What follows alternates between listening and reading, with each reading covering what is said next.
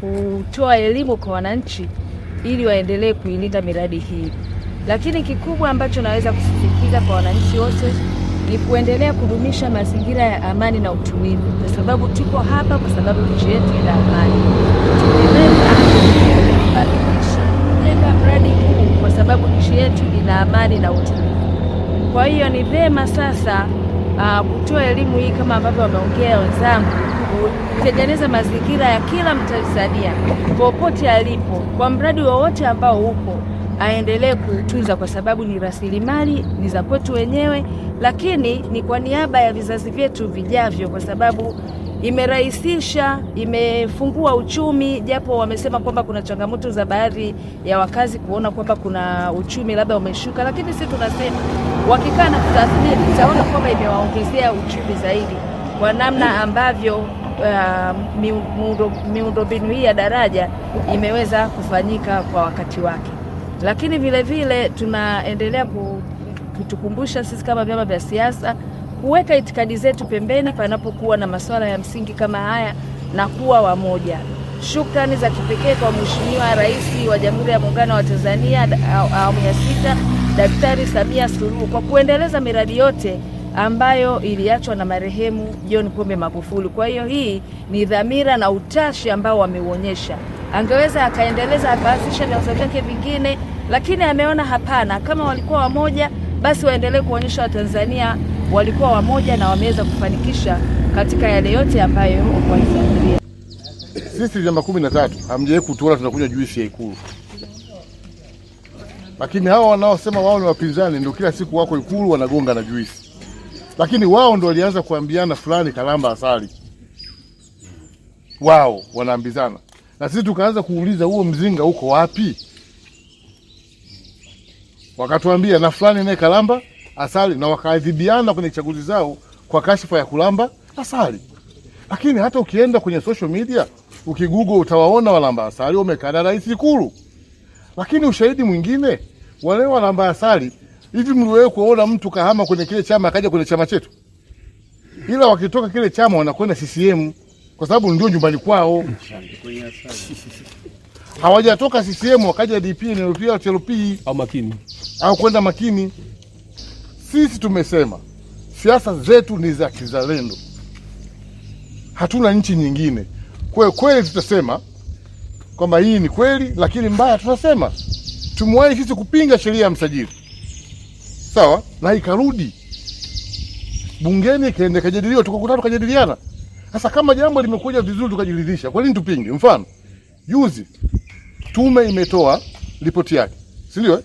Ripoti haijaisha kusoma, sisi hatujatoka Ikulu, watu wameshapinga kwenye media, wameshatoa na tangazo, si msimamo wao, si ndio? Maana yake nini? Hawa watu tofauti yao na sisi ni kwamba wao hawawiwi kuwa na mzigo moyoni juu ya utaifa wao, lakini wako tayari kupata vipande 30 na mkate wa kila siku kwa watu wa koloni, ili mradi tu wao watumwa wafika kwa wenzao. Na ndio maana wanafika sehemu wanasema hata tume ya taifa uchaguzi ije kutoka nje kuja kuna nini? Hii ni nchi huru brother. Waandishi. Hii ni nchi huru, ni lazima ijisimamie na kujiendesha yenyewe. Tuna mifano, tumepita kwenye mikoa miwili ya kisiasa. 2021 Zanzibar. Sawa? Walikuja wazungu kutusuluhisha. Tulikaa wenyewe tukasuluhishana, tukaja na maridhiano mwafaka, serikali moja ya kitaifa Zanzibar inafanya kazi. Leo sawa, tumepata hii tatizo la Oktoba 29. Sawa? Tumekosa akili wa Tanzania kukaa chini tukazungumza, tukamaliza wenyewe mpaka tuleta wazungu. Wanakuja kusaidia nini? Libya wale pale wanalia na wazungu waliowaita. Wamefika pale, umeona utamu, hawaondoki. Hatuwezi kuwa wajinga wa kuhamasishwa na hao watu ambao wanaamini vibaraka na kuuza uhuru wetu kwa bei cheko watu weupe tukawaunga mkono. Kwa sababu tunaamini hii ni Tanzania na sisi ni Watanzania, na kila rasilimali iliyopo kwenye nchi hii ya kwetu ni ya Watanzania. Ili na sisi tutakapoondoka kwenye ardhi hii, pale Mungu atakapotunyakua, sawa, tukabidhi nchi kama tulivyokuta kwa waliokuwepo kabla yetu. Leo tunafanya siasa kwa sababu nchi tulikuta ina amani, iko salama. Kwa nini sisi tuwe sababu ya kuharibu amani ambayo wazee wametengeneza? Tutatengeneza. Kwanza tupongeze hii kazi nzuri ambayo imefanyika hapa, na mratibu wetu amesema kwamba kusingekuwa na amani haya mambo kufanyika. Kwa hiyo mimi nitoe mwito kwa Watanzania kulinda amani ya nchi ili tuweze kufanya maendeleo katika taifa letu. Amani ikivurugika, kila mtu ameona tarehe 29 hadi tarehe 3 Novemba nyanya Dar es Salaam iliuzwa shilingi 1,500. Ni kwa sababu kulikuwa na jaribio la kuivuruga amani ya nchi yetu.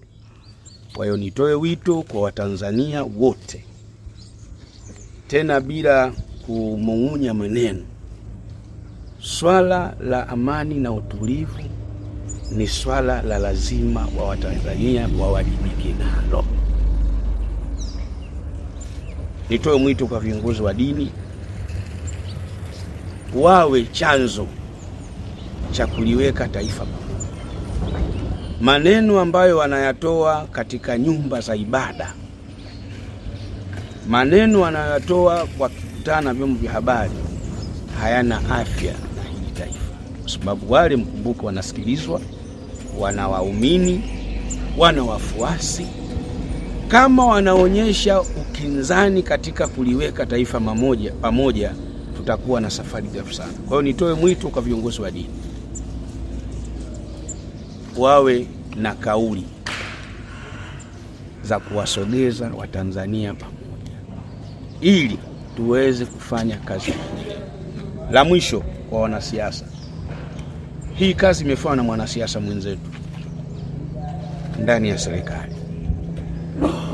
Ni waombe wanasiasa, Rais wakati anapokea taarifa ya tume ya uchunguzi alipokea maoni makubwa matatu na akayatolea ufafanuzi katika maoni yaliyowasilishwa katika ile taarifa ya mwenyekiti wake. La kwanza ni maridhiano, na rais akasema maridhiano yeye alikuwa na haja nayo kabla hata ya haya yaliyotokea. Kwa hiyo ni ajenda ya rais wa Jamhuri ya Muungano wa Tanzania kuiweka taifa pamoja kutokana na siasa zilizofuata. Kama mnakumbuka, alipoingia madarakani mwaka 2021 tarehe 19 alisema tugange yajayo, tuachane na yaliyopita. Na kweli Mheshimiwa Rais akawaondoa watu waliokamatwa na kisa kisiasa ambao ni wa vyama vya upinzani magereza. Lakini alipoingia madarakani akasababisha viongozi wa kisiasa waliokimbia taifa hili kurudi Tanzania. Rais juzi kasema ajenda yangu ni ile ile. Maana yangu katika shughuli hii iliyotuleta ya kukagua miradi, kama hakuna utulivu, hii miradi hatuwezi kuipata.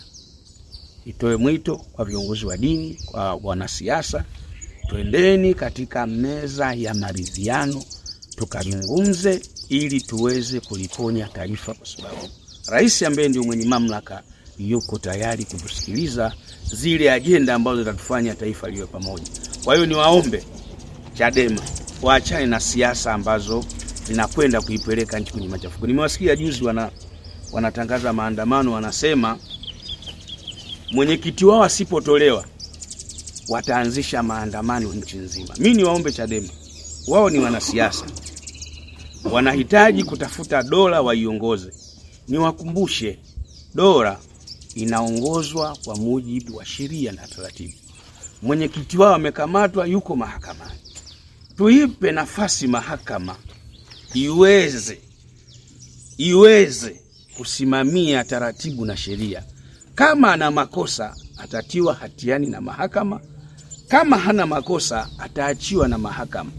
Kusema aachiwe bila masharti yoyote, kwanza ni kuingilia uhuru wa mahakama, kitu ambacho kinakwenda kuondosha hadhi ya kiongozi anayetamka hayo.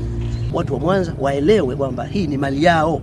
wasizani kwamba ni mali ya mkuu wa mkoa, ya TANROADS au ni mali labda ya rais wa nchi. Rais katengeneza kawawekeeni hapa. Ni kama baba ameleta chakula nyumbani afu mnakitupa. Kwa hiyo hii ni mali yao, wawe na uwivu kuhakikisha kwamba wanalinda mali hii. Hii ni jambo la muhimu sana.